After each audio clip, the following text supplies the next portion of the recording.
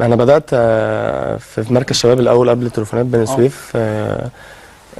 بعد كده رحت تليفونات، كان عندي 11 سنه، قعدت فيه حوالي 10 سنين تقريبا يعني.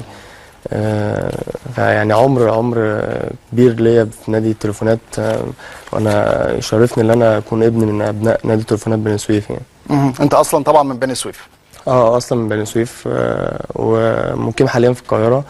نتيجه طبعا شغلي ان انا في مصر المقاصه دلوقتي. و زي ما قلت لحضرتك انا بدات في مركز شباب اسمه مركز شباب الرياضي. بدات كان عندي 6 سنين تقريبا. كنت في الشارع عادي بلعب كوره، وكنت بروح مع والدي، كان بياخدني معاه ان انا اتفرج عليه وهو بيلعب كوره. والدك كان بيلعب كوره؟ بس مش في نادي يعني، كان هو وزمايله كده بيلموا بعض وبيروحوا يلعبوا يعني. فمن هنا يعني حبيت ان انا امارس رياضه كره القدم. والحمد لله الواحد كان ربنا يعني رزقني بموهبه، يعني الحمد لله بشكر ربنا عليها يعني. مين اول واحد يعني اكتشف الموهبه دي وقال لك ده لا حرام، ده لازم يعني هذه الموهبه تظهر للناس؟ في البدايه خالص زمايلي في المنطقه، في الحته عندنا. انا منطقه شعبيه في بني سويف. ودي حاجه تسعدني وتشرفني طبعا. اسمها ايه؟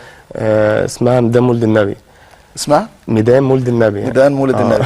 يعني انا لو رحت ميدان مولد النبي وقلت عايز احمد الشيخ بس انا مولود اصلا في منطقه اسمها الجزيره برضه. تمام. بس طبعا يعني طول حياتي عايش واتربيت في منطقه ميدان مولد النبي.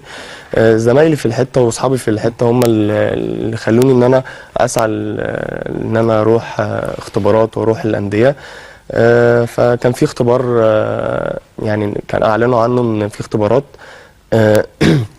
فراح واحد من عندنا من الحته كلمني، يعني ان انا اسمه مصطفى، هو كلمني ان انا اروح واجرب حظي يعني. فروحت انا ومجموعه زمايلي معايا في المنطقه، ورحنا والحمد لله اختبرنا وقبلنا. ومن هنا بقى بدات ان انا اهتم بالرياضه. وكان في طبعا واحد مش عايز انساه طبعا، مدرب كبير اسمه كابتن احمد عبد الفتاح، رحمه الله عليه، ده متوفي. ساعدني كتير جدا في حياتي، وساعدني ان انا اتعلمت منه كتير جدا. فانا طبعا بكن له كل الشكر والتقدير يعني. ربنا يرحمه رحمه واسعه عليه يعني.